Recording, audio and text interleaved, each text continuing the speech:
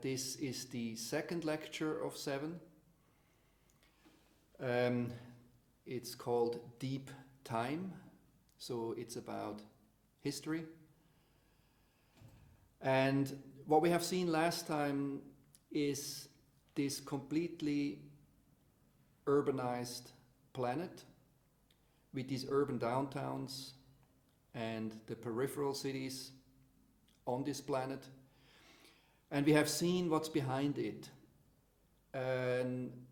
Super exponential growth of the human population over the last 10,000 years, culminating in our lifetimes. We have seen that this dynamic has reasons. We looked at systems engineering, we looked at complex systems science, and we looked at systems ecology to explain what's happening. We understood that this dynamic is somewhere in between the waxing and waning of the ice ages and a runaway nuclear meltdown. So it's a dynamic which is there, but for us humans, not so easily visible, because in our lifetimes things change, but they not often change radically. So we tend to look at our environments as fundamentally stable, or at least progressing in one direction. We saw in systems ecology that there are also moments of radical change, of disruptions, and we understood that mathematically as the expression of a singularity created by the super exponential growth which we are currently witnessing.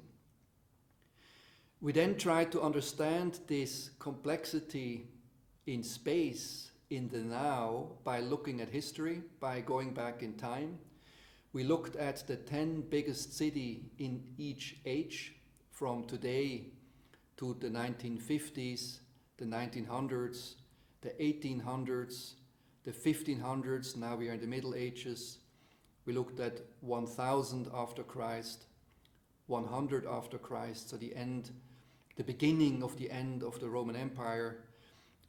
We looked at the time before Christ, and then we realized that in the end, urbanity has an origin from where it all emerged. And then going even further back in time, we found this place, Göbekli Tepe, in the Fertile Crescent, southern Anatolia in today's Turkey, where we argued that urbanity was somehow invented. We saw that this place was a moment when people came together to build spaces of rituals, spaces which generated the first settlements and led to the domestication both of weeds and of animals. It also generated not only the infrastructures, but also the institutions which allowed us to have our urban life in the form of the first stories, which were stories of continuity of humankind and a discussion of the origins of humankind. And I argued that with these first moments of urbanization, we put together this system of infrastructures and institutions, spaces and stories, which allows us to socially differentiate, to share work, and to be generating a surplus, which allows us to grow these types of urban systems over time. And we saw that from this first moment of urbanization, with the technologies and the stories of that time, with then more powerful technologies and new stories, bigger societies developed. And then in a final step, today, of course, again with new technologies and new stories, even larger systems had been created. What we will talk about in the next lecture is that each of these technological systems brought with it also its own proclivities to particular societies, its own frame of mind, so to speak. Talking with Marshall McLuhan, the medium is the message. So also here, the technologies shape societies. And we will see in the next lectures what that means or could mean. For now, we take these urban axioms as our core understanding of what urbanity does. We saw last time that in cities we transact on the right, meaning we exchange things, we consume things, we orchestrate resource flows, the flow of things. We, on the left-hand side, however, also interact like we do now. We exchange information. This exchange of information allows us to socially differentiate and in the end to generate a differentiated, diverse culture. Both of these moments of exchange allow us to have relations. And again, these relations, of course, we try to stabilize in space and time with spaces and narratives, with infrastructures and institutions. And the better we can do that, the bigger our civilization, so to speak, can be. And we also saw that in order for these relations to function, we need on the one hand good technologies, on the other hand we also need trust. Trust means we believe collectively in the permanence of relationships. As soon as we do that, we can activate that trust as capital, or speaking with Bourdieu, as social capital, as cultural capital, industrial capital, or, as I said last time, as financial capital. All of these three things together give us the connectedness, almost like a crystal on the one hand, where all molecules are connected together, or almost like an ecology where all flows are connected together, which allows us to live the differentiated, fairly secure, collective life which we are enjoying. Importantly, on the side of transaction, things are caught in the gravity well of the planet, so we have to deal with mass, friction, and inertia. So their connectedness can only go so far, but we achieved great things thanks to industrialization, which was basically an effort to speed up the manipulation and transport of matter. But in order to have even more connectedness, we also learned from the very beginning of urbanity to virtualize things. Virtualization, of course, we will see this in the fourth lecture, very much based on the gift of language, so on our ability to actually communicate in an extremely efficient, almost non-matter-based way. And the final peak currently of virtualization is, of course, digitalization, a language which is so powerful that it can connect everything with everything, and of course allowed us to achieve a form of connectedness which today spans in a very liquid way the entire globe, bringing about what we call globalization. This is where we are at today, and the question is how it will continue.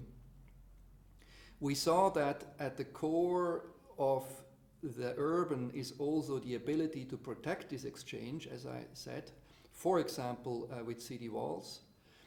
The city then also protects resource flows and generates services and goods which are exported, and with that draws resources and people also into the city simply because it's attractive. It's the place where things are happening.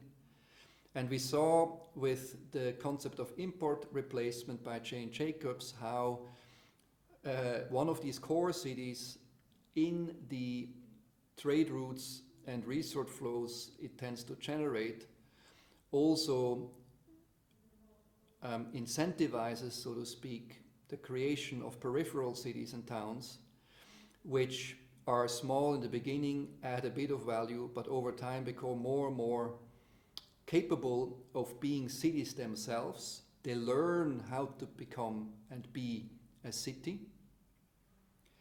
And when then the core city disappears, for whatever reason, these peripheral cities can take over. So import replacement on the one hand means that a peripheral city starts to produce goods and services which it originally imported from the core city itself. But at the same time, it's a kind of reaching maturity and becoming sufficiently independent that it's not a problem when the core city disappears. Now, if you now imagine this mechanism playing itself out on the face of the planet, then this will generate the kind of urban relay run which we saw last time, where the idea of a city started in Göbekli Tepe as a very simple concept with simple infrastructures and institutions, became a real city, however still very easy to understand with the Mesopotamian cities and the polycentric urban system they were part of, and from there then started to spread the world. And this relay run we want to look at today in a bit more detail. I base these ideas very much on the work of Jane Jacobs. Important for you to read, for example, could be The Economy of Cities, because in there she explains the concept of urbanity actually quite well, arguing that cities are the core of economies, not as Adam Smith was arguing, nations, right? So cities are the driver, which makes sense because in cities is where we are condensing people, value chains, and narratives in a way that allows us to generate surplus. I'm also very much referring to the work of Fernand Braudel, the founder of the Annales and the thinker of the longue durée, so the idea that we need to understand social developments with a long-term perspective. And also Sir Peter Hall's Cities and Civilization is extremely helpful. On the other hand, for me an eye-opener was this work by Xingzi Chu on world ecological degradation and the recurring dark ages, conceptualizing not only the blossoming but also the collapse of city systems. He argues that cities boom and bust, and when they bust, the historic record disappears and the archaeological record becomes scant, almost invisible. At the same time, the pollen count of tree pollen in the record actually increases. So he argues that culture and nature are in a kind of a seesaw system where when culture expands, nature retreats, and when culture collapses, then nature comes back. And he shows very nicely how this is happening. And with Dark Age, of course, he simply denominates a moment in history from where we have little historical record, little writing, few big buildings, and most importantly, no cultural complexity. And then finally, this I showed last time already, Jared Diamond, from a biological and anthropological point of view, is interesting because he showed how societies thrive or collapse. A famous example of his is the Easter Island Society, which, of course, in this limited system boundaries of the Easter Island, boomed and then completely disappeared. While on the other hand, he shows that on the island of Dictopia, a Polynesian island, there a society was able to exist for millennia in a kind of a permacultural kind of way. Societies do not have to collapse. We can also choose to go the way of permaculture. And the big conundrum, of course, we need to solve what role cities play in this decision. Because as we have seen, cities inherently are dynamic organisms if we don't manage and constrain them in some way. So this is the start, Göbekli Tepe, and here we now dive in a bit deeper in our move, in our journey through the centuries, trying to understand how this idea of the city emerged and how it transformed and became what we see today. And in these summary pages, you always find our 3 urban axioms, so interactions, transactions, and relations. Again, all 3 are important. And of course, they're super simplified, right? Each of these individual chapters, some of which are very short, is an entire discipline in a university. But nevertheless, it gives you an idea of the dynamics. So what we need to keep in mind together is not exactly the detail of each of these stations, but much rather the general direction and the general mechanisms and systematic relationships. Now, Göbekli Tepe, we talked about this already, in the middle, was a place to feast. It was a moment when beer was invented because we had wheat and grass, or grass at the time, which was fermented and therefore alcohol created. That very likely generated the domestication of wheat, which I will explain in a second. It was also a pilgrimage site on the left, which attracted people from up to 160 kilometers around that site, maybe even much more, but we simply cannot prove that. And the argument of the archaeologist Schmidt was that the idea of the city did not start as a city, but it started as a temple. It started as a coming together for a reason, trying to understand the past and trying to understand and envision the future. And in order to stabilize this collective vision, people spent a lot of time and effort to produce this relationship machine with these big stone structures with 10 to 20 ton pillars, and you have to imagine how difficult it was to move these things. And what is now interesting, that in the later Sumerian cities,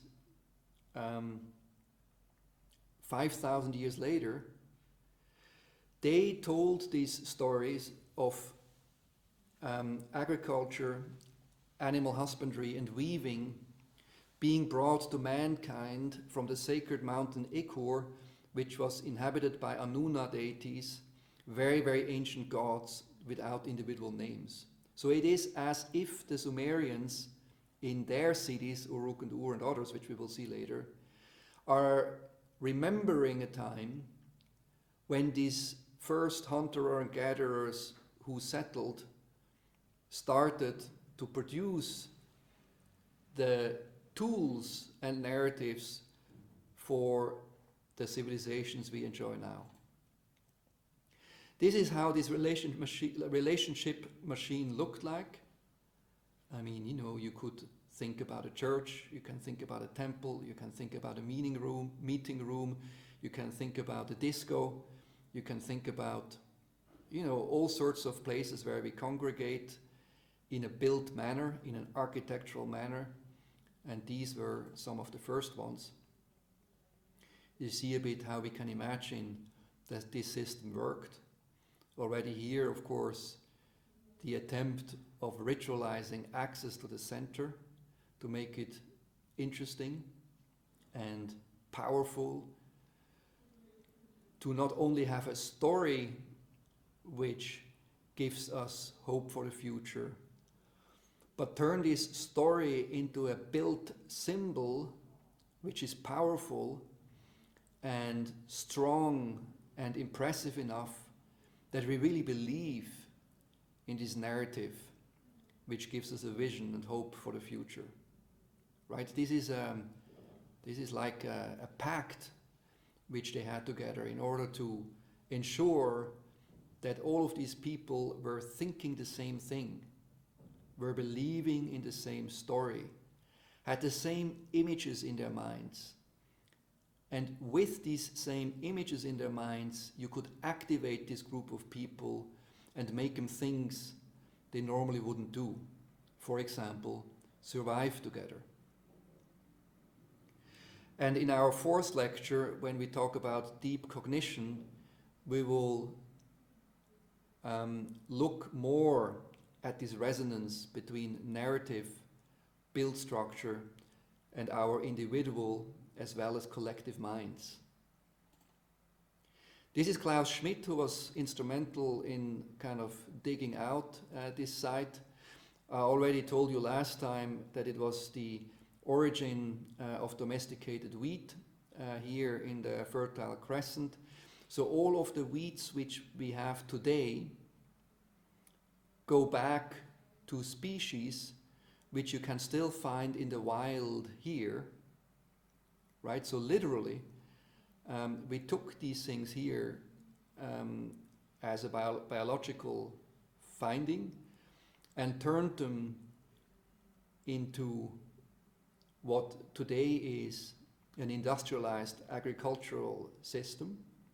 But it all goes back to this moment 10,000 years ago, where the wild einkorn, which you see on the left, which was still brittle, where the seeds were falling out very easily, was domesticated by several hundreds of years of hands grabbing this einkorn, selecting inadvertently those less brittle rachis, turning them into what we know today as wheat. And again, here I already told you that knowledge then and those stories and those technologies were then taken, people moving down to the area between the Tigris and the Euphrates, so Mesopotamia. In Greek this means between the rivers, where people then started these bigger city systems, and these city systems then again led to the birth of people like Abraham. Abraham then moved to the Levante, so the Mediterranean Sea, today's Israel, and started the Judeo-Christian tradition, but bringing with him some of these very, very old stories, specifically, of course, the story also of Adam and Eve, the loss of paradise, and with Cain, the origin of agriculture. And this is a little depiction of Sumerians drinking beer. This is probably what you have to imagine what that looked like. You know, so these two people on the top, they have straws, like literally straws, you know, wheat straws, and are drinking together out of this pot in which beer is fermented.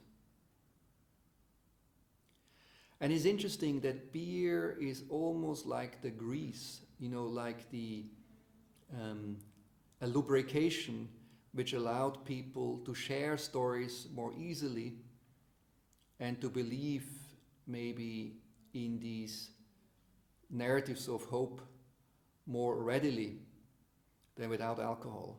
You know, alcohol basically was breaking down certain distances for individuals to come closer together, maybe in a way, therefore also allowing the density of people we now have in urbanity to function. However, in between Göbekli Tepe and Uruk and Ur, there were several millennia also of more farm-based settlements. Of course, Göbekli Tepe people did not immediately be able to go down there to Uruk and Ur and immediately start the cities. There were kind of stations in between. Now this station, Çatalhöyük, is very important for Jane Jacobs in her Economy of Cities, and she argued that actually here urbanity developed. So this is her origin of urbanity. And in fact, these settlements here are the first real settlements which we know beyond these temple structures which we have seen before.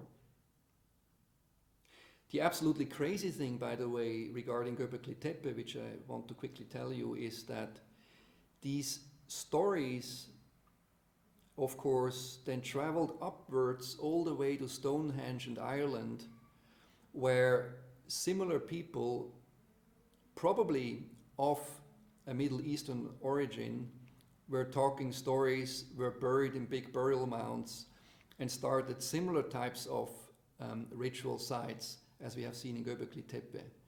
You have to imagine that the surface on the planet, even at that time, was already quite permeable. People were moving a lot and exchanging, and these ideas were spreading far north, also there generating early settlements and ritual sites with very similar ideas, concepts, and even narratives, and sometimes even family bonds between sites like that. But now back to Çatalhöyük. Çatalhöyük is an interesting site. It had a population of around 3,000 to 8,000 people, so it's like a small town. I'm left now in interactions. It had some degree of collective action in hunting, herding, and farming. They still were hunting and baiting wild animals, so animals were not quite domesticated yet. And somehow, in these couple of hundreds of years, an increased sense of self started to develop through spatial definition and organization. So people started to have houses for families and sometimes even rooms for individuals. And that started a kind of an individualization process and a kind of a mental mapping of your environment, which of course still is with us today. Çatalhöyük, however, was not only a farming village and a hunting village, but also involved in obsidian trade, in timber trade, shells and baskets. And already there, these trade routes were quite far-reaching, as you see here. They also did a local exchange of beads, clay, stones, and animals, and they developed the first pottery and storage bins for plant foods and obsidian. What we see in the archaeological record is a town with tightly packed buildings, no streets, and no buildings of special importance. It is as if this early town was still a prototype. Quote unquote, streets had not been invented yet. You know, the idea of public space had not been invented yet. The idea of a hierarchy of buildings also had not been invented yet. But it was an egalitarian agglomeration of individual houses into a first village structure. And this village structure basically was moved about via the roofs.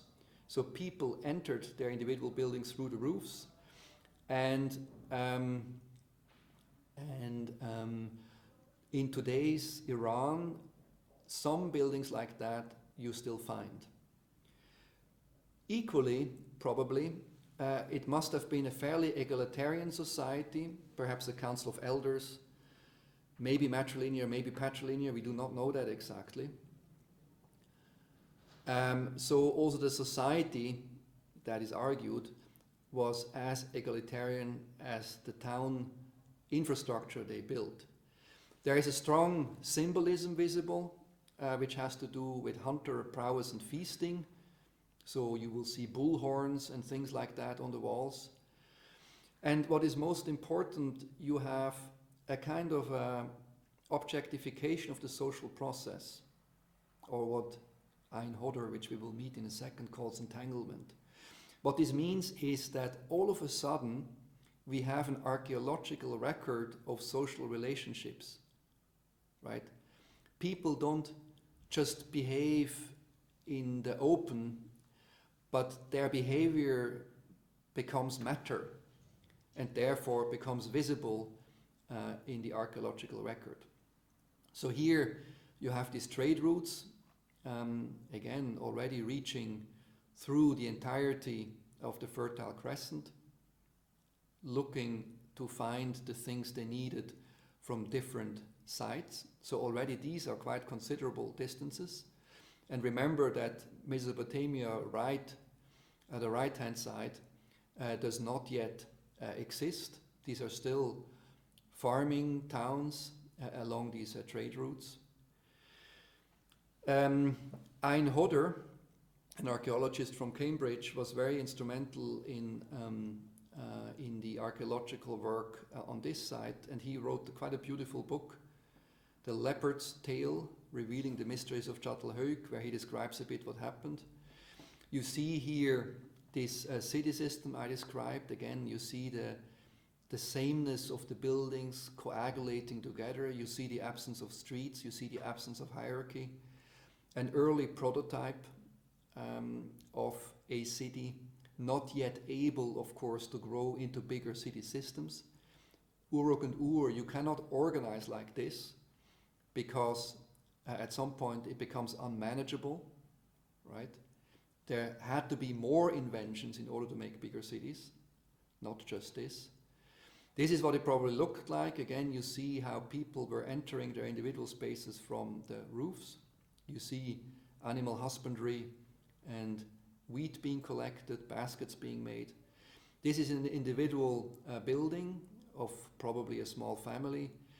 And you see here these bull horns in the middle. This is what these hunter prowess feasting rituals, which we mentioned before, referring to. There must have been stories which had to do with the power of animals. What is also interesting is that you see that the space is organized into a place for cooking, a place for sleeping, a place for storage, and then work on the roof. And this symbol in the middle, of course, a place for ritual of some sort. So you see that here society became spatialized, became complex. And you see here the entanglement, so the weaving together of biological species, wheat and animals, of technology, storage, drying, basket weaving, of narratives, symbolism, rituals, and of course, important for us as urbanists and architects, of spaces. You see here the spatialization of social structures. This knowledge then was taken down to the Mesopotamian area where the first big cities were developed, Uruk and Ur.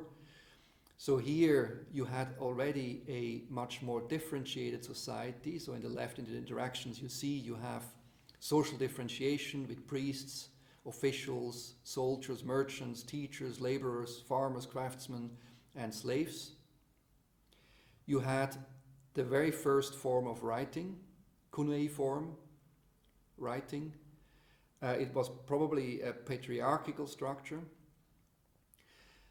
These cities were already transacting quite a bit. There was sea trade, river trade, caravan trade in this polycentric urban system. Importantly also, these forms of writing allowed you to formalize trust in the terms of futures. So you had commodity-based money and commodity markets in form of writings on clay tokens to represent the amount. So for example, you could buy wheat futures. You know, I could do some work today. I get a tablet with some writing on it, which gives me the right to a certain amount of wheat a year from now. So the futures market developed, and you had the first weighing. The Ziggurat temple complex was the religious and administrative center of the city, so very much the legitimation core of the city. You had a polytheistic religion with anthropomorphic deities, walled cities, large-scale irrigation systems, and most importantly, the first codified law system. Now, important for you to understand is that this is a package of culture, and you need all the elements in order to generate that type of complexity which we see in this Mesopotamian city, right? So you need the ability to write in order to have a futures market. The future market helps you to have better agriculture. In order to control that, you need to have a good religious framework and you need a law, right? So here, the city became institutionalized. Çatalhöyük was a prototype, a testing around, messing around, trying different things. This is a codified city system which basically has all the elements which you see now in our city systems, just in a simple, still quite understandable format. Again, almost like in a caricature, you have the city with its walls, you have the canals bringing water from the Euphrates. Around these city walls, you have 4-kilometer ring of agriculture. You have a differentiated urban fabric with individual private houses and roads. You have hierarchy of spaces, small buildings, big buildings. You have symbolism. You have the ability really to be a city. And this is a technology, right? Cities are a cultural technology, almost like a spaceship, allowing us to exist together in a way with some degree of autonomy symbolized by these walls. And again, I told you last time already, when you were standing on this ziggurat on the top, then you see this quote from Austin Henry Layard, who was in northern Iraq in the 1700s. He writes, "From the walls I had an uninterrupted view over a vast plain stretching westward to the Euphrates and losing itself in the hazy distance. The ruins of ancient towns and villages rose on all sides, and as the sun went down, I counted above 100 mounds, throwing their dark and long thinning shadows across the plain. These were the remains of Assyrian civilization and prosperity." Assyrian being the civilization which came after, slightly after the Sumerians further north from Mesopotamia. You see here the cuneiform also in buildings.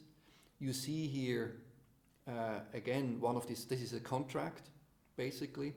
It's a contract which is 5,000 years old, and basically again distributes rations of beer. Also here, beer was important. Again, drinking beer, baking bread is as urban as building a building. Never forget that, because it helps you to deal with your clients very well. And again, this system already had very diverse trade routes. You know, next to Mesopotamia here, there was also the Harappa Valley here, which was starting almost at the same time, slightly after. And in this entire area, there were various trading connections and so on in the Bronze Age.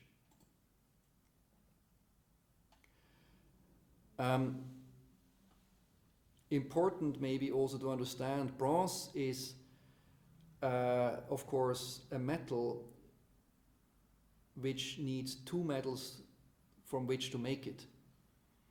A Legierung in German.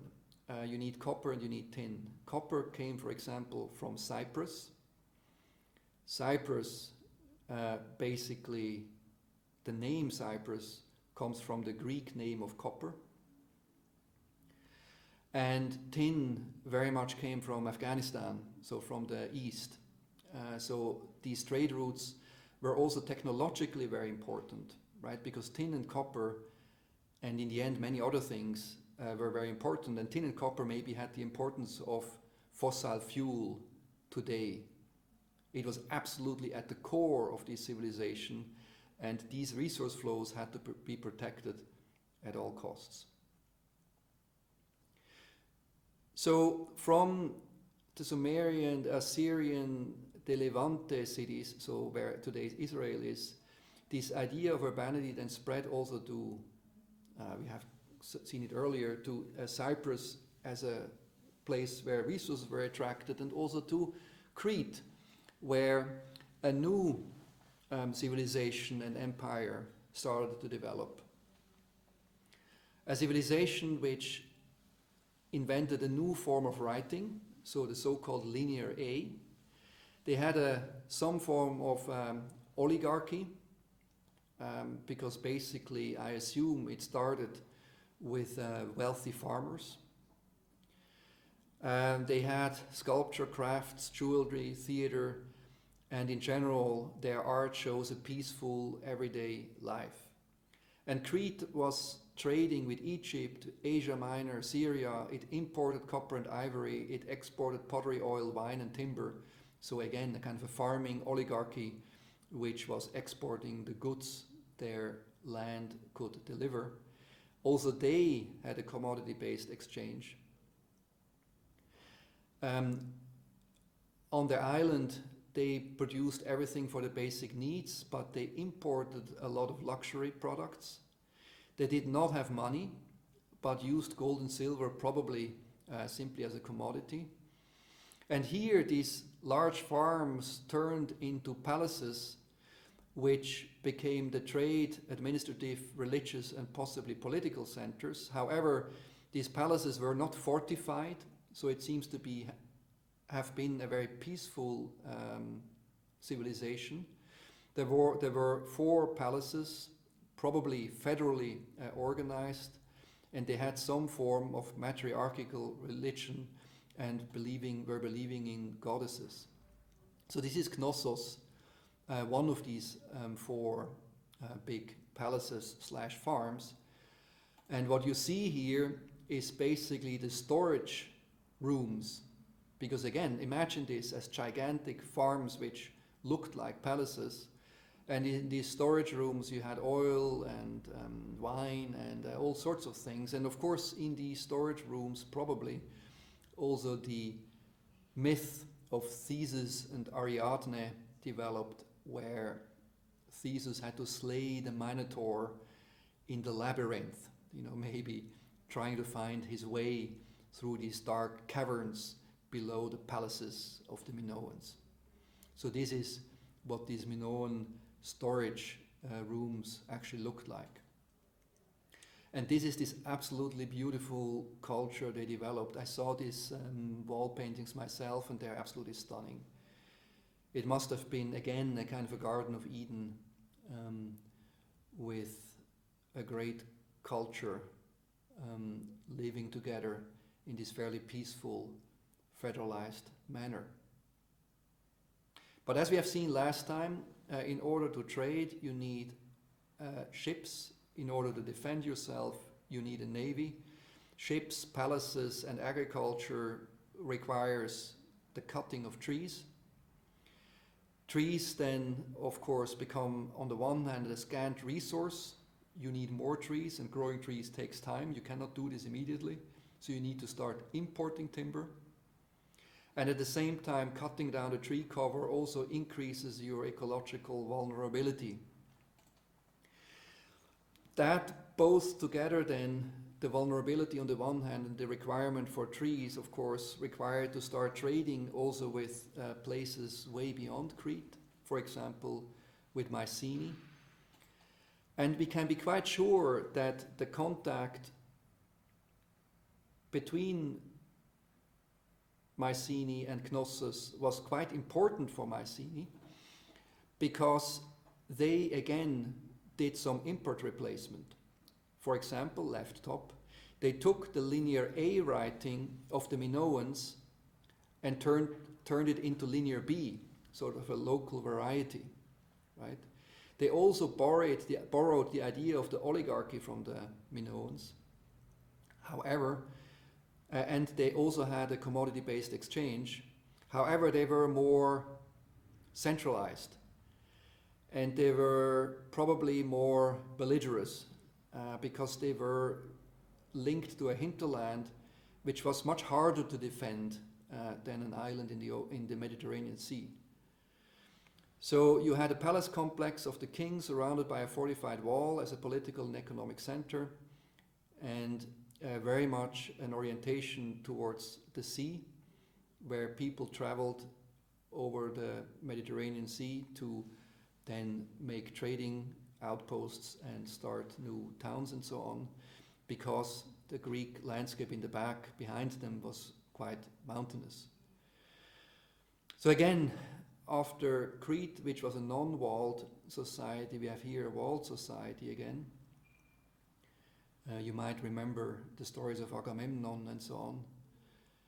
And the Bronze Age Crete again was with Mycenae here in the middle, again was a kind of a place where the first cities kind of developed around the trading area of the Mediterranean Sea, where a lot of goods were shuttled back and forth. We know that this happened because of, on the one hand, the fact that the chemical composition of blue glass beads in Egypt, in Mesopotamia and Mycenae was always the same. So it was the same glass which was traded. We do know, again, we heard it earlier, that tin and copper had to be brought together to generate bronze. Therefore, trade was inevitable. But many other things were also traded, and we know how many things were traded because of this ship, the ship of Uluburun. Uluburun, the Great Cape, I think it's Turkish, I'm not entirely sure, was shipwrecked, and in this shipwreck we find copper ingots. So we find raw copper, we find tin, we find pithoi, so large pots with dates, with wheat. We find blue glass ingots. We find perfumes, gold, stones, shells. Unbelievable wealth, all stored away in this little vessel traveling the Mediterranean Sea. So this was this Bronze Age culture which was stable for quite some time, probably 3 millennia about. And then, and of course Egypt was also part of this bronze culture, which we'll get to in a second. And then something happened around 11,000 before Christ. We see in a lot of different places stories of collapse, stories of invasion and battles. We see here, for example, in this fresco in the temple of Ramses III, one of the pharaohs of Egypt, the pharaoh who presided over the last big blossoming of the Egyptian culture. And we see here how Ramses III on top right is depicted to win against what was called the Sea People.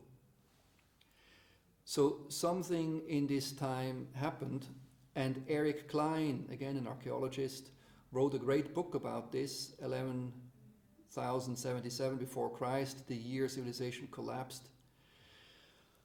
On the top right again you see Ramses III fighting the Sea People. And the argument of Eric Klein is that there was probably not one reason why the Bronze Age societies collapsed, but there were many. Again, there were the Sea People, which is one theory, invaders from the Black Sea, traveling into the Mediterranean Sea and attacking towns along the coast. There were 8 earthquakes, there were volcano eruptions and big waves. You had the Libyans attacking Egypt. They did this several times, by the way.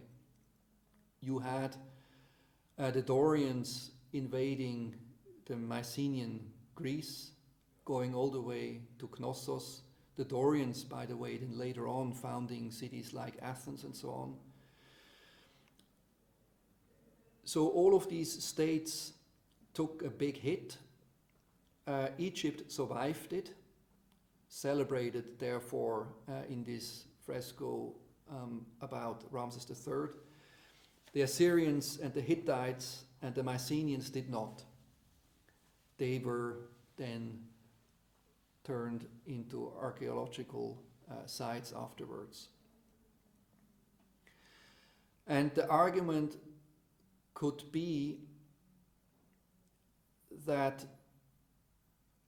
several different problems conspired to bring this collapse about. So more than the coming of the Sea People in 1207 and 1177, more than the series of earthquakes that rocked Greece and the Eastern Mediterranean during a 50-year span, more than the drought and climate change that may have been ravaging these areas during this period, what we see are the results of a perfect storm that brought down the flourishing cultures and peoples of the Bronze Age, from the Mycenaeans and Minoans to the Hittites, Assyrians, Kassites, Cypriots, Mitannians, Canaanites, and even the Egyptians. In hindsight, of course, we would talk about a kind of a systemic vulnerability, or what C.S. Holling, our systems ecologist from the first lecture, has called brittleness. So the connectedness which grew and emerged over several hundred years, even millennia, during and bringing about the High Bronze Age, that connectedness started to unravel and became brittle. And all of these problems together, these individual civilizations could not survive with the exception of Egypt.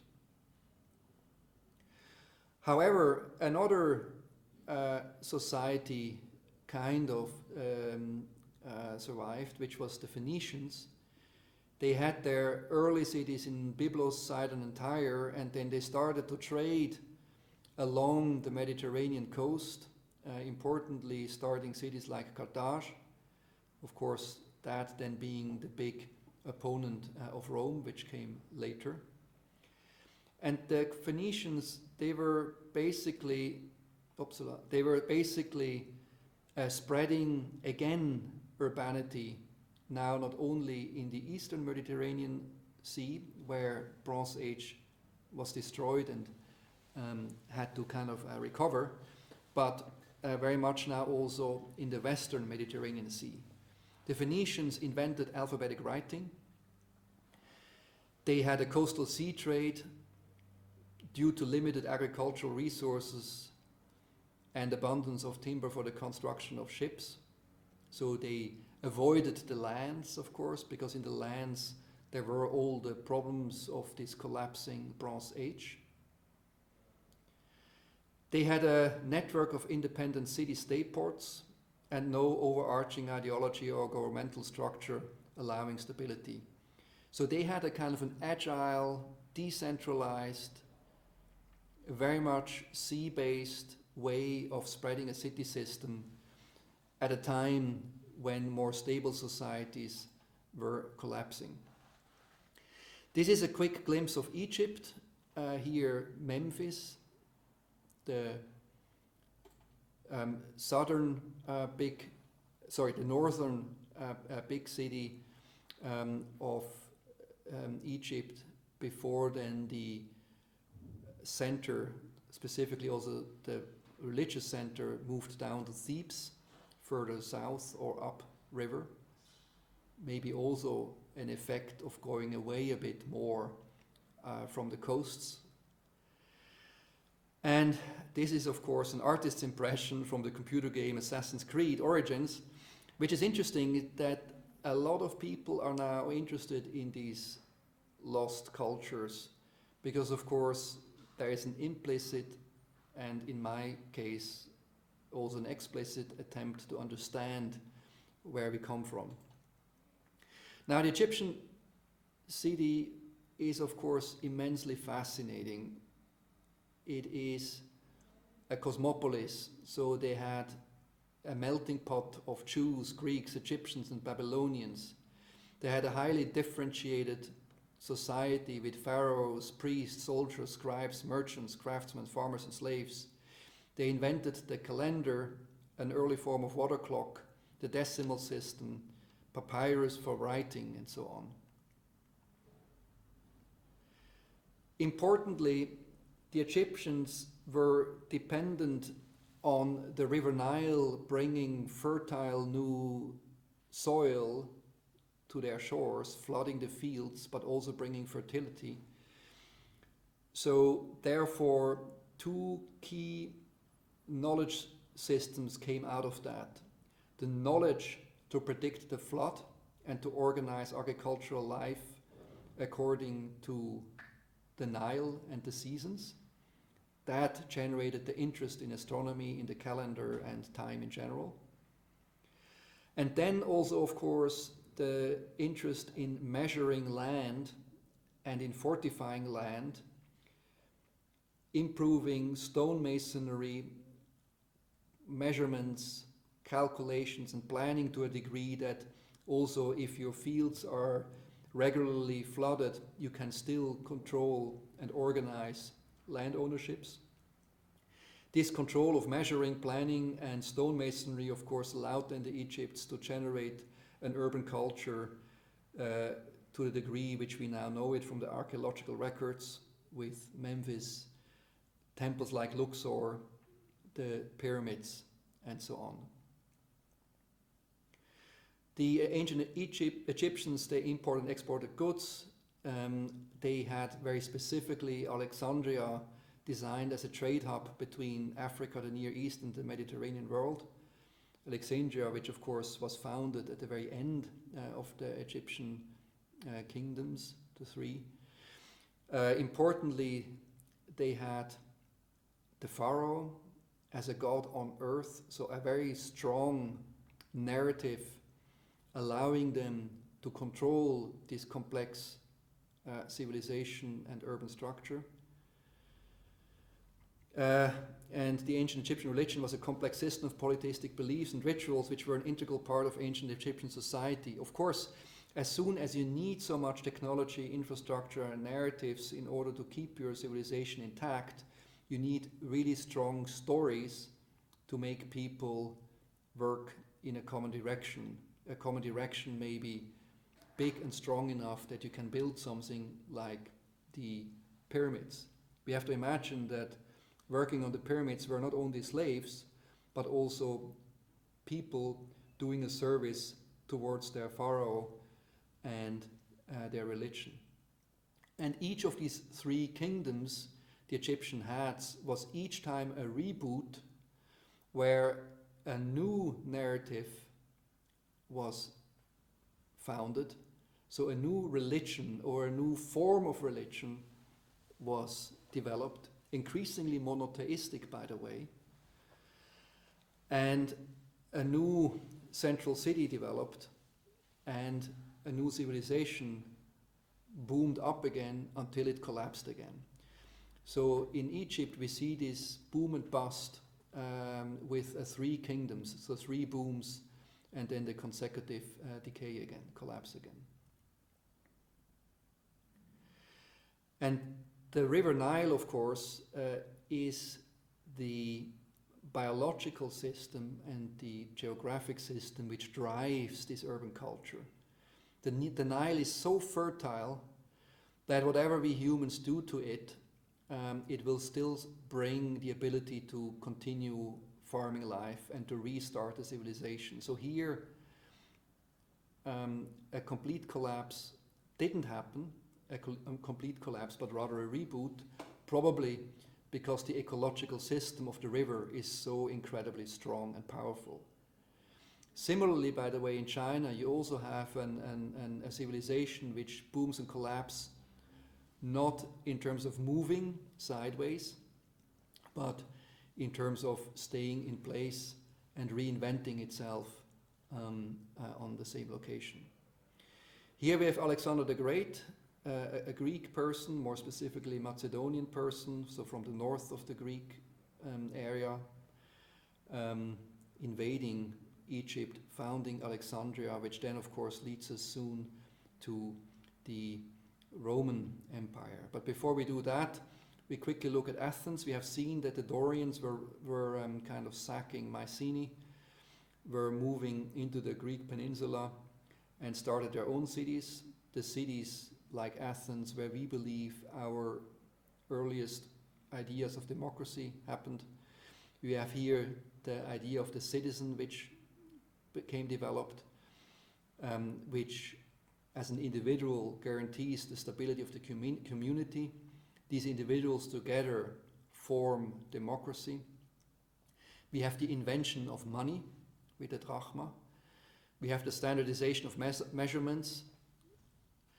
We have a minimum amount of involvement of the state in trade, except for grain. So we have the differentiation between the state and individual life, so the political life and the personal life. The idiotes basically is a private person, so the idiot is kind of a private person not being involved in politics. And we have city-states with no overarching ideology or governmental system, so they're really a loose federation of city-states, each of them working together, of course then producing absolutely marvels of architecture like the Acropolis. And of course still impressive today. But then in even further west, in the Italian peninsula, a new city kind of developed out of the former Etruscan world. Rome was being founded, and Rome of course then took all of that which has been developed in terms of urban knowledge, in terms of institutions and infrastructures, narratives and spaces, and rolled that out in an unbelievably successful but also unbelievably brutal empire-like manner. Rome, of course, was an ancient megacity of around 1 million inhabitants, so the biggest city ever on the planet. It was a cosmopolitan empire which exchanged knowledge over the entire Mediterranean Sea. It was very much organized in terms of social division, so people differentiated in a fairly brutal way. The difference basically, on the one hand, running in terms of Rome, but also running in itself, but also in terms of running vis-a-vis the colonies. And it was very much a slave-based economy, so human labor was driving this empire. Roman colonies had to support the consumer growth in the capital, so it was very much an extractive urban culture. In order to be effective enough in extraction, you had standardization policies, you had one system of measurements, you had a currency, and you had a colonial and new towns as urban system. Again, a kind of imperial colonial form of extracting goods, services, and products from their empire. That, of course, was run by military power. It was run by a very strong legal code, and it was run by an urban technology which was unprecedented. The Romans were unprecedented urbanists because urbanity for them was a form of projecting military power into the colonies to extract resources.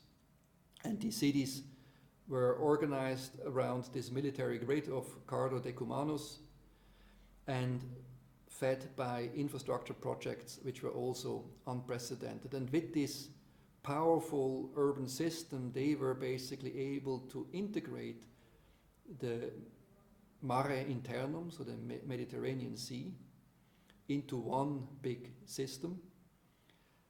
Basically one big system primarily feeding Rome. And of course also this system developed. There were a lot of, it collapsed. There were a lot of reasons. The breadbasket of North Africa with all the agricultural land becoming less fertile. Probably the Sahara in part has to do with the ecological degradation the Romans brought about on Africa, northern Africa. You had the silting up of Ostia, so the harbor of Rome, so the ships couldn't land so easily anymore. You had narratives which changed, you had an overextendedness, again brittleness, which finally led to the collapse of the Roman Empire. But still we see this urban system in all of its splendor and magnitude in the archaeological record here, the Roman colony of Timgad in today's Algeria, very much again an outpost orchestrating the resource flow towards Rome. And here we see the extent to which these resource flows functioned and the trading routes which spanned, of course, the known world at the time, probably with an early form of the Silk Road going all the way to the Far East. When Rome collapsed, then Byzantium in the east, today's Constantinople or respectively Istanbul, still survived until around 1456, when it was run over by the Osmanians. But in this vacuum on the Italian peninsula, in this chaos generated by the collapse of Rome and the intrusion of the barbarians, so the Visigoths, for example, into that area, some of the people, probably even from Rome, retreated to the marshlands in the northern Adriatic Sea, kind of working there together with the fishermen probably already there, and protected by these marshlands on an island in the Adriatic Sea, they started a new settlement. Today's Venice. Venice, of course, due to the protection by the sea, was able to slowly stabilize, to grow, to become more adept again at being a city. It was a city again functioning as a melting pot with tolerance to other religions. It was very much a kind of a colonializing oligarchy.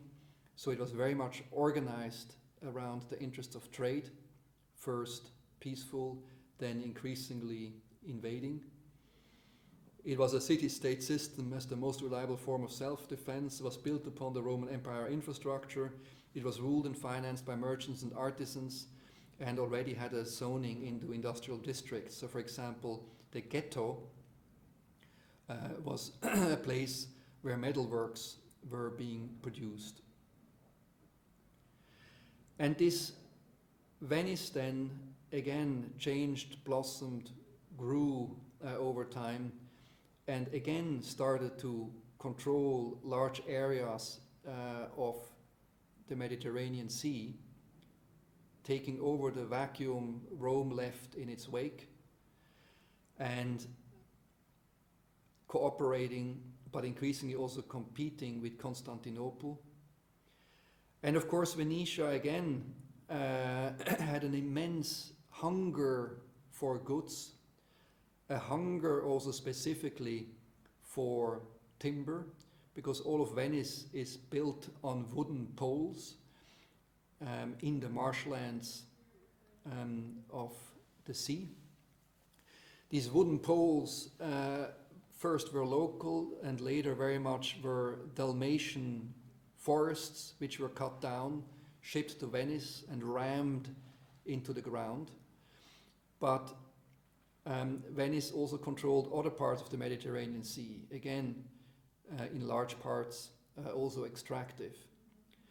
While Venice blossomed here, also other cities started again to function. Genoa, for example, or Naples. And the Genoese again had trade routes together with the Venetians. The Venetian here in blue, the Genovese in red, where they mix, you have them in violet, and started to trade over long distance.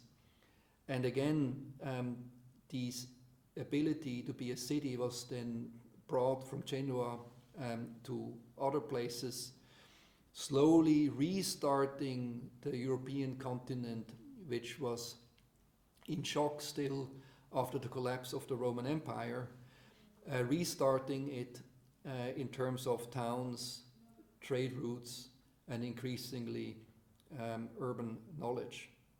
And also in the north with the Hanseatic cities, so Hamburg, Lübeck, Danzig, and so on.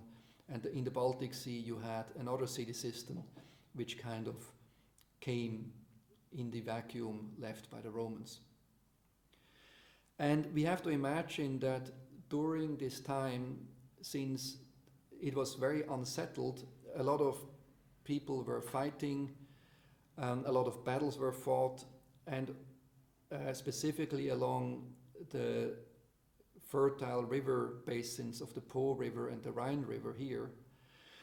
And at the same time, these areas were also places where you could easily exchange, and both the potential for conflict and the possibility for exchange made it a good idea to start a market town. So a place protecting exchange, again, like we have seen in our urban axioms, with a wall and a market with people in it free to do business. So what you see here is the amount of conflict cities have experienced in the Middle Ages. So the blacker they are, the more conflict. And you see that that coincides also with the amount of founding towns. And this basically led to this kind of urban systems spanning through Europe from the Po River Delta via the Alps down the Rhine to Netherlands and Belgium and today's England. And that then again, of course, became the economically most productive area of Europe today, the so-called Blue Banana. But the Genovians moving around Spain, along the coast, along the Atlantic coast, up to northern Germany, sort of coming from the north also to these trade routes going over land, then started again to generate cities. For example, a city like Bruges. And Bruges was the first good port for these Genovians and Venetians going north. Therefore became incredibly important, again, in a form of import replacement, with huge wealth, again, also tolerance. And it was a place where the Mediterranean traders met the Hanseatic traders from the north, linking these two systems, which led to a form of merchant capitalism with risk and profit sharing between merchants. It started with the establishment of economic colonies in England's wool-producing districts. And again, a city with marketplaces, commercial aspirations, walls and canals were being built, looking somewhat like this in this early map from 1635. Next to Bruges, the next city, so to speak, was then Amsterdam, which took what Bruges learned and made it even better. It was a society dominated by profit-searching merchants, a vast diversity of people, which led to innovation in trade, in science, in industry, with the pendulum clock, the telescope, and the microscope. It was a place away from the European wars between Spain specifically and other places.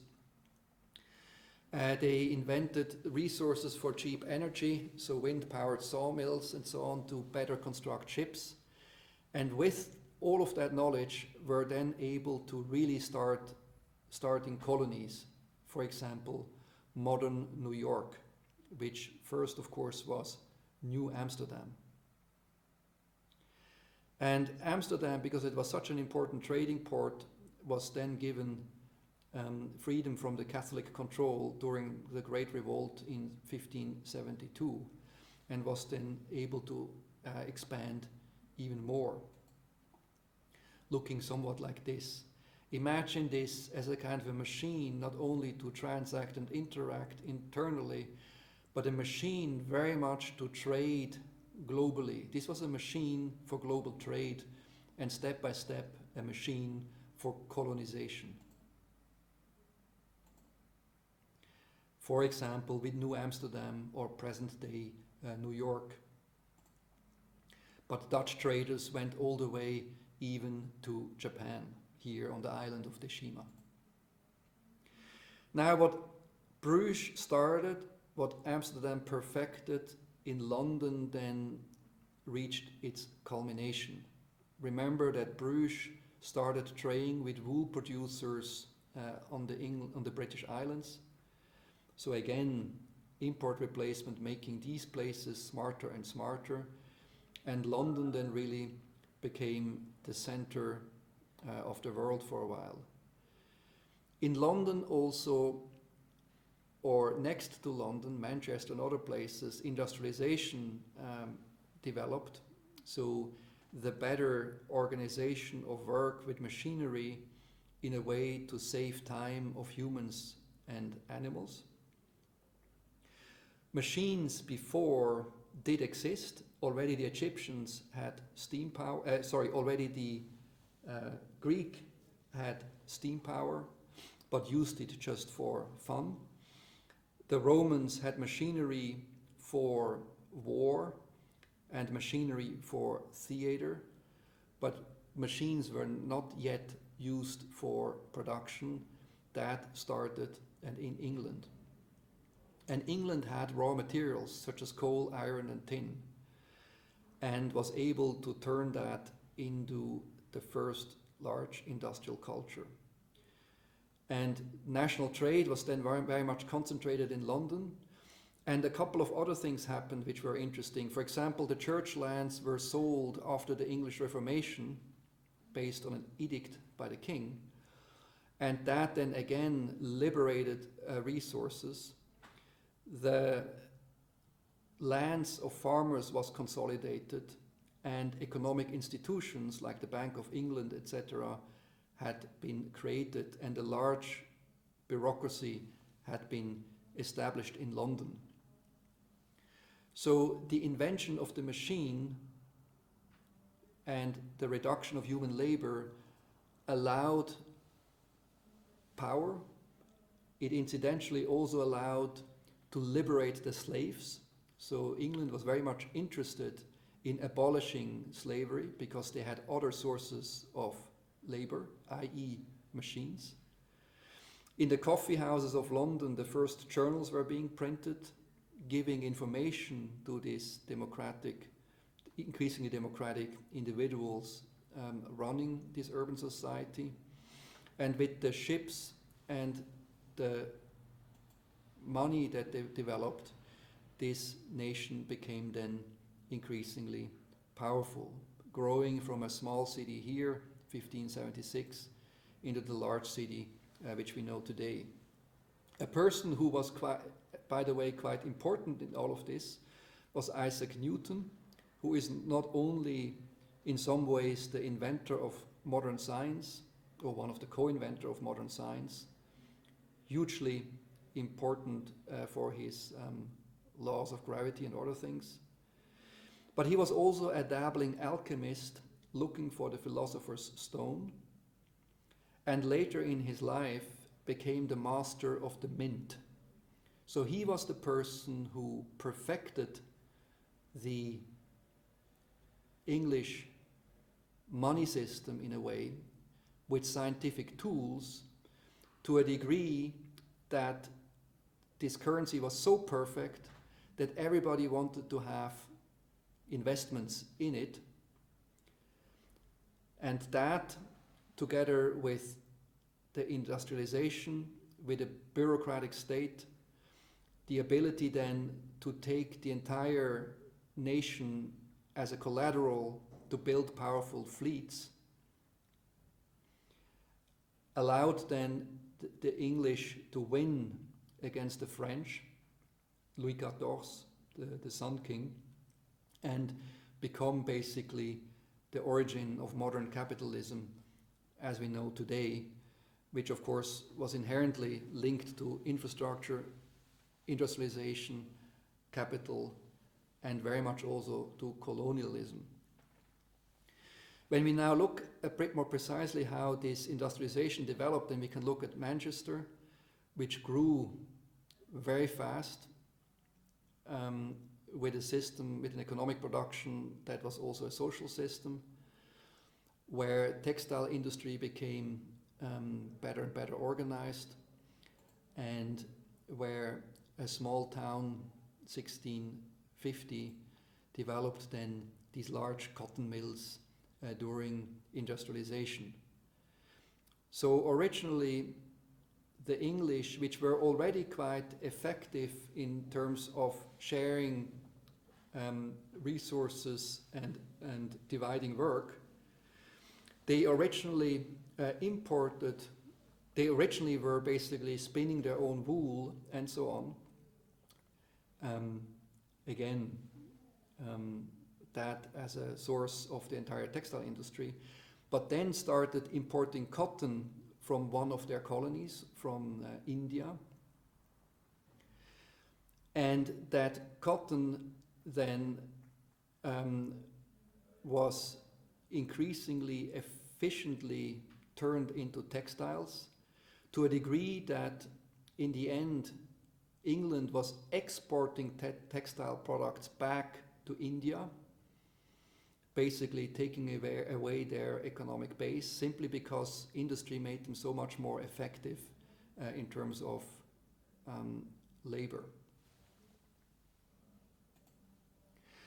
And all of this together allowed England then to become an empire organized around this central place, London, very much also feeding London and the cities around it, but of course dominating the planet to a very large degree with all of these colonies and members of the Commonwealth, which only got abolished, so to speak, during and in between the two world wars. Paris was a slightly other case. In Paris, the king did not make the same decisions as in England. So feudalism was still well entrenched and increasingly unfair. That led to civil unrest caused by high taxations and poor crop yields. At the same time, new narratives were being developed with the French Revolution, of course. You had the abolishment of the French monarchy with the French Revolution and the establishment of a secular democratic republic. You had the invention of the free individual the abolishment of slavery in the French colonies, women's rights were recognized. And all of that then, however, was taken and somehow in parts undone, in some parts continued by Napoleon Bonaparte, who exported the ideals of the French Revolution almost worldwide. And, or let's say European-wide, because again, in Russia, he then was defeated. But since then, the idea of democracy built around free individuals was very much part of our Western societies. Here, the French Revolution, 89 to 1799, and the Declarations of Rights of Man and of the Citizens. And this generated so much pressure, this emancipation of individuals, that of course this pressure had to be taken somewhere. And colonization very much, of course, is also the ability of a culture organized around the emancipation of individuals to let off steam, so to speak. You know, on the one hand, you extract resources from the colonies, which you need to feed your industrial core. On the other hand, of course, you also give open spaces and possible biographies to your young people who are then willing to conquer the world with you. And Napoleon tried to do that in Egypt, finding things like the Rosetta Stone, being, however, ultimately vanquished by a combination of Osmanians and English counterforce. From these colonies, we have seen New Amsterdam, and from the English colonies, then the east coast of the United States, or North America at the time, was being populated. You had New York as a center of immigration, very much the trading hub between the two worlds, the Americas and the old world, Europe. New York, of course, dominated American shipping because they had this deep water port in the heart of the Hudson. They had a central position in the ocean, in the nation, a direct access to the ocean, and industries congregating around the port. So New Amsterdam quickly developed into New York, slowly settling on the Manhattan Peninsula. Now, in the hinterland of New York, a second city then developed without direct access to the seas, but with an access to the hinterland, to the new frontier. And Chicago changed rapidly because it was basically a core of extraction from the new hinterland, feeding the increasingly hungry cities on the coast of North America. So it developed very quickly.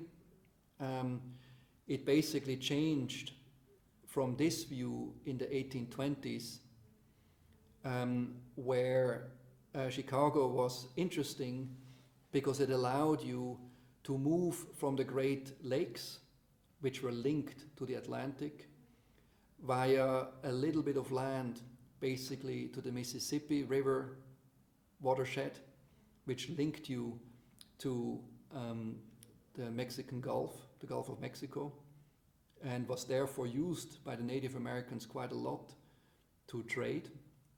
So that's why Chicago is incredibly well placed, because it links these two gigantic watersheds.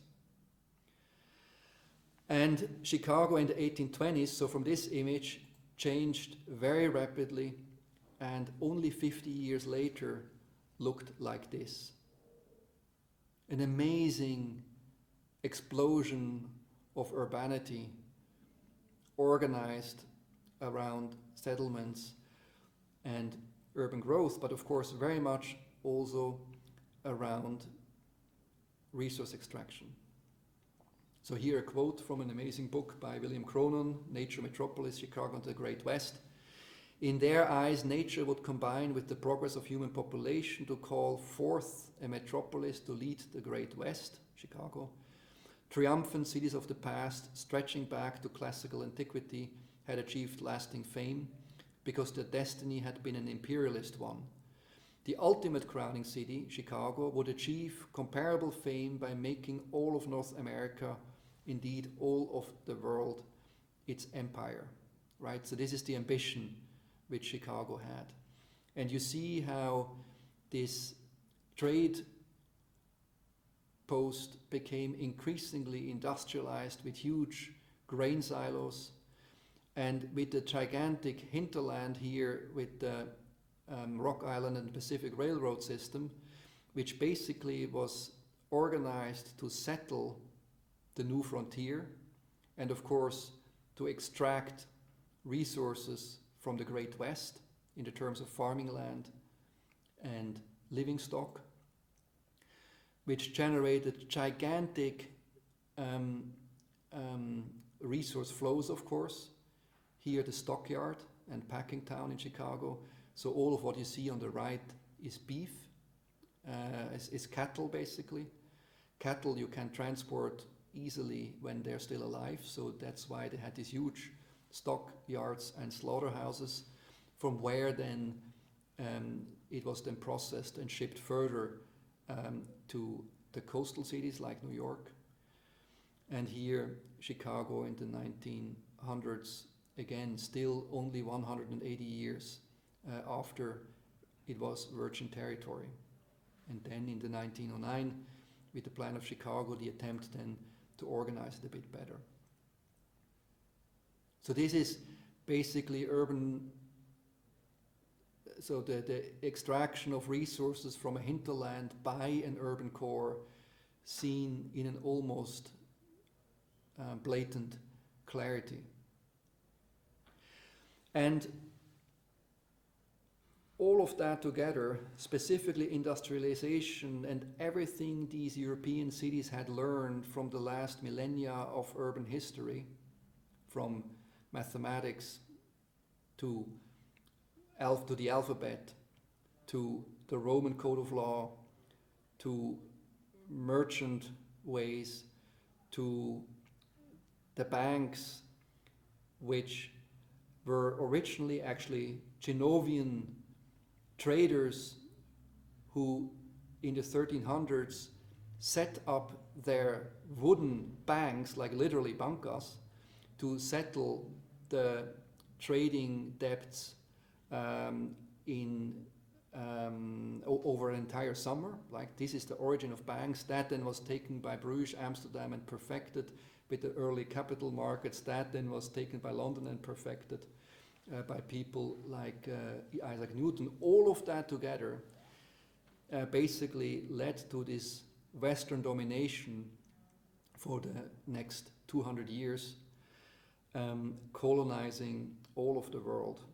And in many ways, one nation, however, was resisting that, which was Japan, an island nation, which was highly organized.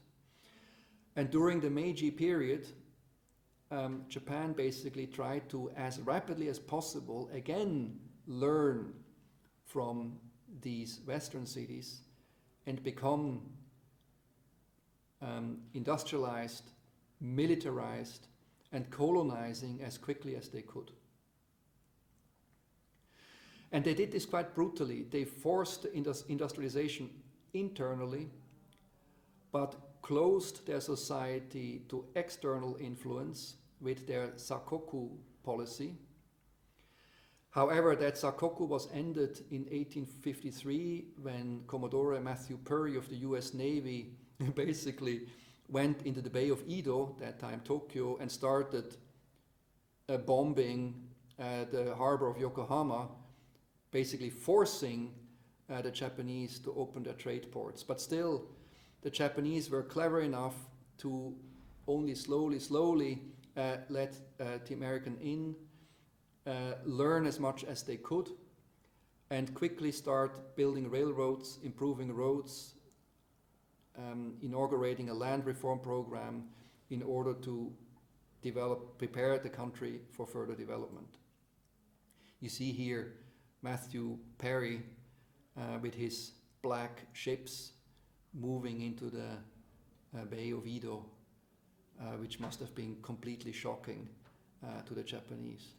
Of course, the Japanese at that time were already in touch with Dutch traders, with Portuguese missionaries, so it was not completely new, but again, during their Sakoku time, they were able to shield themselves off these Western influences for quite a long time. But now they couldn't hesitate anymore. They knew they had to change rapidly because this industrial culture threatening to invade them was simply too powerful.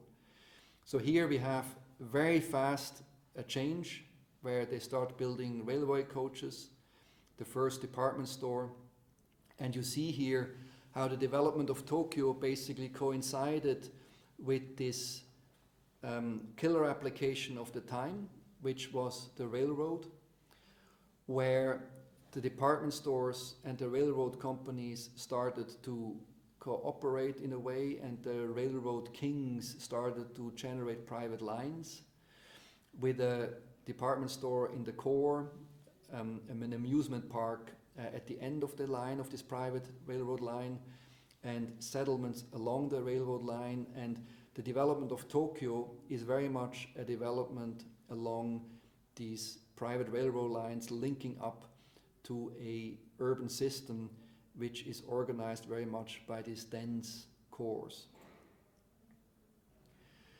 In some ways, the opposite happened on the other side of the globe with Los Angeles. Los Angeles, of course, the promised land for all of the people who didn't like the East Coast anymore, where the dream was sold by a new technology, movies, where then soon also de-industrialization happened, where the driver of urban growth was not anymore the railroad and the tram, but the car, which generated these gigantic metropolitan areas only with small moments of urban density. Urban density, by the way, which was still inherited from a moment when Los Angeles was actually in the beginning urbanized by tramways. But these tramways were then bought and demolished by people interested in oil and in cars, and therefore forcing the city into a completely new form of urban expansion. That's why you see Los Angeles still having some moments which has a tramway-based urban density, even though there are no trams anymore, but in the urban fabric you can still see this old part of Los Angeles, surrounded then by parts which has been settled completely by a car system. In the same time also the northeastern city of the US were increasingly growing together in a large stretch from Boston reaching all the way down to Washington, which was basically responsible for 20% of the US gross domestic product, mostly again organized around the automobile. That then led Jean Gottman in 1961 to first talk about the idea of a megalopolis, so a metropolitan region which is larger than an individual city, where everything is linked together into a gigantic region which is all connected in terms of resource flows and information flows. Again, on the other side, then something completely different happened around the university centers, Stanford and others, where then another technology has been invented, i.e. digitalization, because the West Coast was very much an ecosystem for innovation, and innovation very much driven by military interests.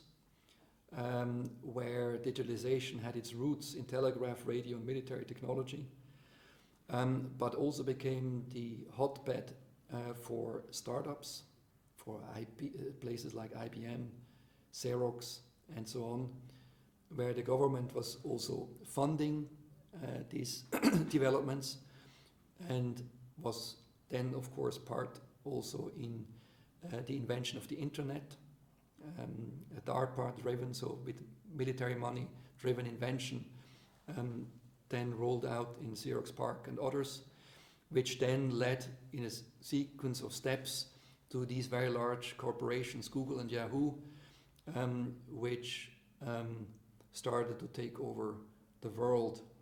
And of course, a world which is very much organized around digital flows, around the car, around the connectedness, therefore, which is not so much urban, but polycentric and decentralized, and projecting now this image of an urban future onto the globe.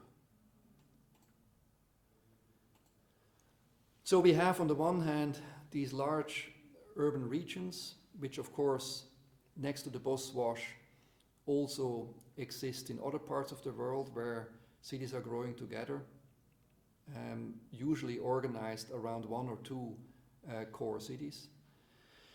And these gigantic urban regions become increasingly powerful and are today, have always been, but are today again, the kind of the cores of economic production. So again, kind of following Jane Jacobs, the economy of cities, but now in a much larger scale.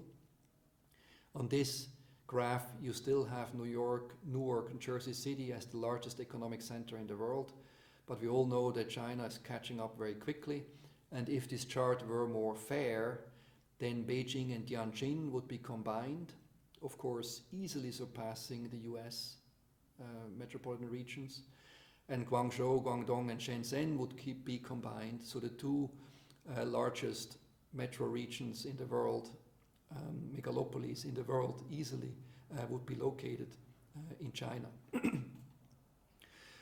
Simultaneously, you have the growth of middle-scale cities, which try to position themselves in different ways as alternatives. Here, the 600 fastest growing cities, according to McKinsey, which are also very powerful and maybe an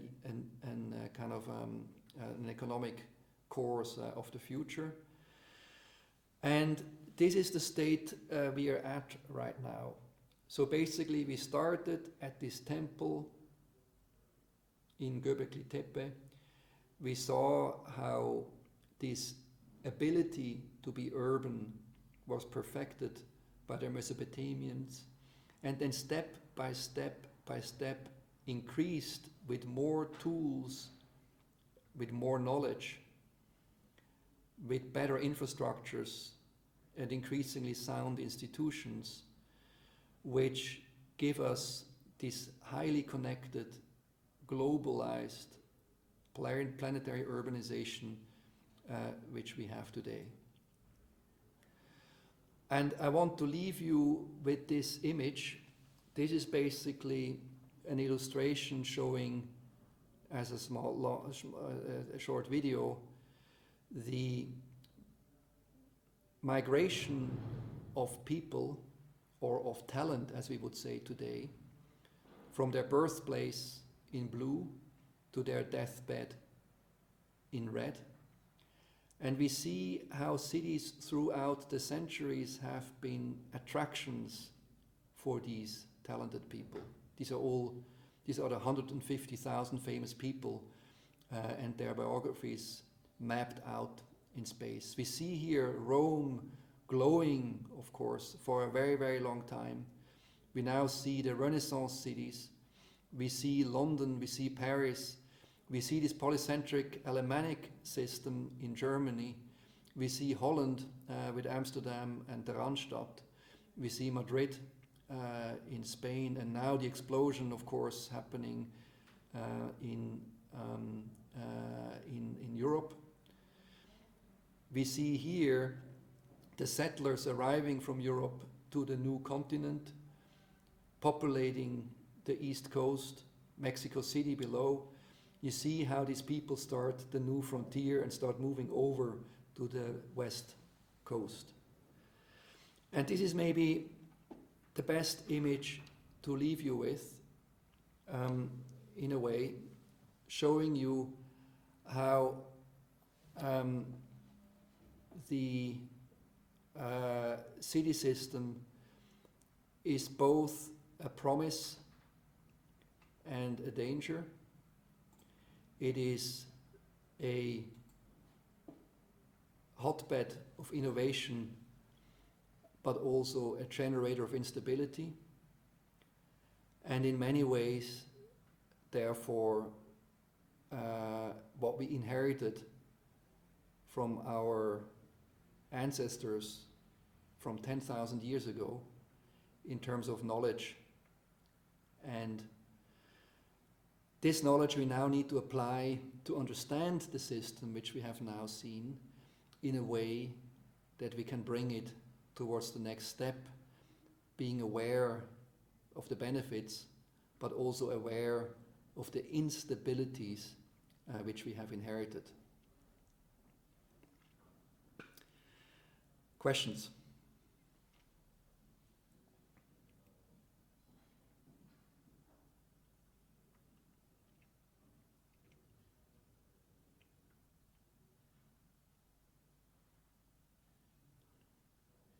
And again, in the next lecture, I will give you the horizontal section, so to speak. This was now a section vertically through time.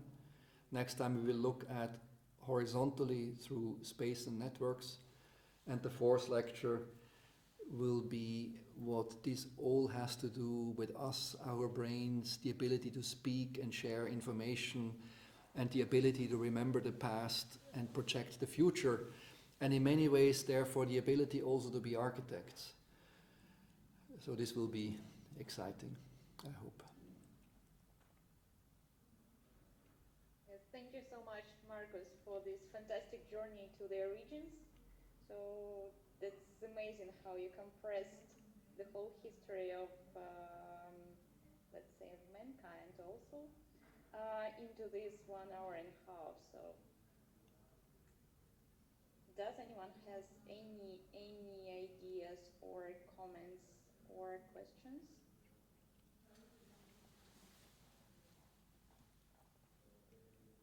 One more question. In previous lecture, you said that in 2050, some kind of collapse is going to happen. And why in 2050?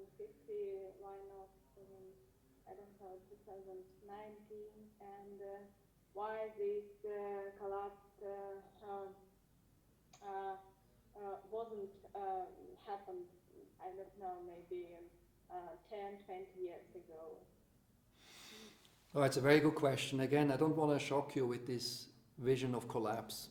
I think my argument in many ways is collapses are inevitable because we are looking at a dynamic system. Any dynamic system has a beginning and an end and a transformation. It's inevitable because we cannot keep growing the way we grow now. It's simply mathematically impossible.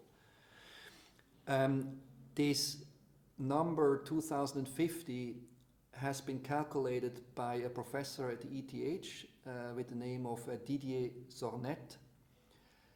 And he is originally a geophysicist, so he was finding formulas for calculating earthquakes. And in earthquake, what basically happens is that you have two tectonic plates next to each other, and they start to grind into each other, and you have then very small cracks. But the point is that small cracks generate instability, which leads to bigger cracks. That generates more instability, which leads to even bigger cracks. And at some point, this ramps up in a form of proportional growth, So the bigger the problem, the even bigger the consequences. Therefore, the even bigger the problem, etc. You know, so it kind of ramps up. And this this is just a formula, right? A so-called super exponential formula. So a mathematical formula where the y-axis grows faster than in an exponential formula. And these formulas he then applied to the cracking of airplane wings, to the to problems in automobile motors, and so on. And he also started then to apply the same formula to financial bubbles. And the insight here is that connectedness which generates surplus on many levels. So when things link together and therefore you have surplus on many levels, generate more power that allows you to generate more connectedness, that inherently gives you a super exponential formula. And so, for example, in a financial market, when you have a certain stock basically grow, for example, in the new economy, you had internet companies which became more valuable. Then people see that and say, I also want to invest in internet companies. That makes the stock more in demand, prices rise, and then even more people are looking at it and saying, wow, I want to get rich too. And that means even more people are interested. So in the end, you have completely normal people who invest large amounts in the stock market. And that basically, this kind of feedback loops, that they generate a proportional growth. Proportional growth is super exponential, and a super exponential equation has a singularity in finite time. So it becomes vertical in finite time. That's inherent in the mathematics. You had the same effect in this Euler's coin, which I showed you last time, right? Where the coin was first spinning normally. Without gravity, the coin would spin forever. Without gravity and air, the coin would spin forever. But both gravity, the friction generated by gravity, and the air friction generated by the atmosphere slows the coin down, then it starts to tumble. As soon as it stumbles, it has more friction, etc., etc., etc. That generates a super exponential curve, which generates the stop of the coin at the very end. Now, this is mathematics. He did nothing else than apply the mathematics which he perfected in financial bubble research to this bubble we are in right now, the economic market since the birth of Christ, and the population since the birth of Christ. And when he applies this formula, he sees a singularity in 2050. The same problem we see when we look at, with the other graphic I have shown you, when you look at the amount of the planet which is occupied by humankind in this graph by Banowski, which then he sees a problem in 2045. So this simply means, in a very rational, objective way, it means we have an instability ahead of us, right? And what I tried to show you, that instabilities like that also happened in the past. For example, in the Bronze Age, it was also a moment of instability. You know, when a system of cultures was perfectly trading, perfectly functioning in many ways, importing tin from Afghanistan, importing and trading copper from Cyprus and other places. We must understand this as an incredibly prosperous, probably very wonderful moment in time. But it ended, and what Klein tells us, this archaeologist whose book I showed, is that this ending was not one cause. It was not only the sea people, which we see in the writings, for example, in the Temple of Ramses III.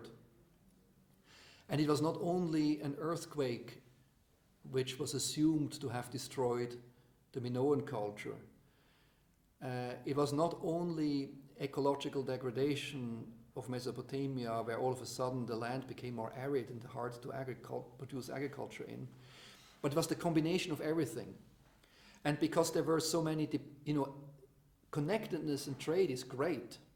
It's amazing, we love it. At the same time, it generates dependencies. What happens when the trade doesn't function anymore? What happens when the flow of tin and copper in the Bronze Age, or the flow of oil in our age? What happens when that stops? So it's a dependency. That dependency generates a vulnerability, or as C.S. Holling has called it, brittleness in the system, and then you cannot react anymore. So what we need to do, and that's the narrative I want to leave you with at the very end of these 7 lectures, we need to think in smaller circles, in smaller units, and we need to find partial autonomies in order to deal with the instabilities which we probably have ahead of us. So don't imagine the collapse necessarily as something dramatic, like a meteor striking Earth and everything being gone immediately. Imagine it as increasing amounts of pressures, from climate change to a pandemic to economic pressures, to migration, to populism, which is basically doubting connectedness, for better or worse, right? Doubting exchange and doubting a liberal society, which of course, as we have seen with the French Revolution, a liberal society needs a place to go, right? And now we occupied everything except Mars and the moon, so we maybe need to rethink our society in good ways. And this is totally not easy, right? This is not, and I do not have the solution. Of course I don't have the solution. What I want to generate in your heads and in your professional lives is a certain awareness of these issues, so that you are prevented from believing all of this superficial bullshit about sustainability, resilience, etc., in too easy a format, right? Sustainability and resilience are absolutely crucial and essential, but about 90% of what's being told underneath these keywords simply doesn't function. And there I want to make you fit to argue for yourselves in the future.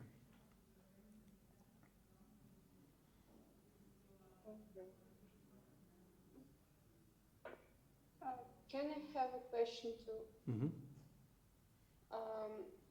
As I understood from your election, then cities, through their history, they go through times with collapses, and then they changed and transformed their urban shapes. And what do you think about today's situation? Are we already in this collapse period, and do we have tools to change our cities, to make them able to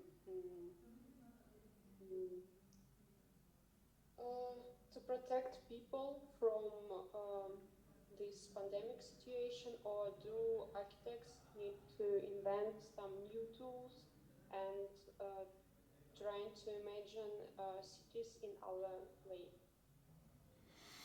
I mean, the answer is yes, I do believe that. This will be very much the content of my last 3 lectures. So in terms of, okay, so now we understand all of these things, what do we do now, in fact? But I do not have all the answers, and I also doubt some of my own answers in some ways, right? Maybe some of the ideas I have are actually wrong, and maybe some of you have better ideas on what to do. The biggest answer I already gave you with the work of C.S. Holling from last time, so the systems ecologist. You always have to assume that cities are a very special form of nature. So the division of thinking between nature and culture, or the countryside and cities, that thinking is wrong. We are all part of the same system. And we behave as a species simply in particular ways to avoid short-term collapses and short-term transformations with infrastructures and institutions. That then, however, of course, pushes risk into the future and forces us to move sideways into new territories, so to speak. Now, so basically, nature and culture are one thing. It's just that the connectedness of nature catches up with us in delayed ways. And in order to therefore act in it, we need to always enable the local. We need to be able to think in local autonomies, or what I called last time in subsidiarity. So subsidiarity is a very important term. Subsidiarity means you solve all of the problems you can on a local scale, and you have all the pleasures and stories and interactions you need to have a fulfilled life, to live a fulfilled life as local as possible, and you integrate and connect to a larger scale only where really possible, only where really necessary. This is subsidiarity. And then with this thinking you generate a nested system of local places, each one enabled, each one with their own autonomies, each one with their own abilities, and with that you in my mind you will have more stability. Now the problem is in Switzerland, for example, we have inherently a fairly subsidiary system because we have a very polycentric urban culture.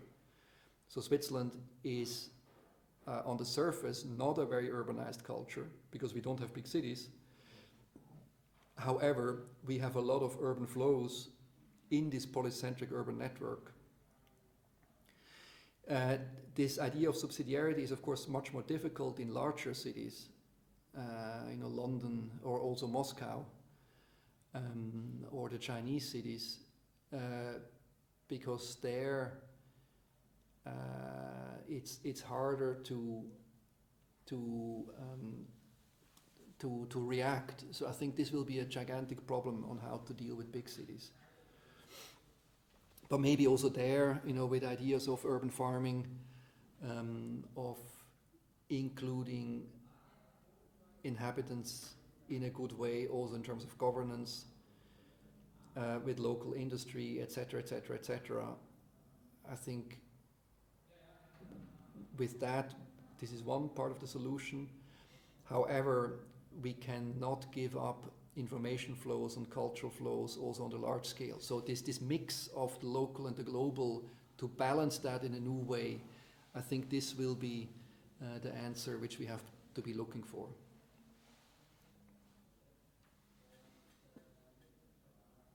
And I can then show you a bit how we do that in a more practical way. And again, I really do not have all the answers.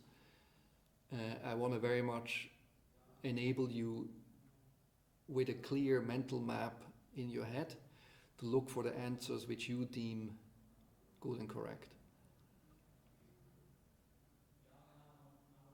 Thank you for answer.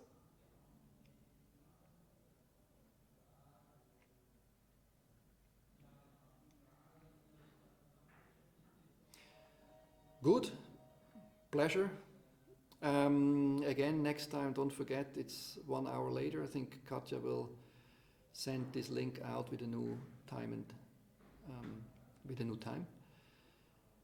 Next time we will talk about networks and territories.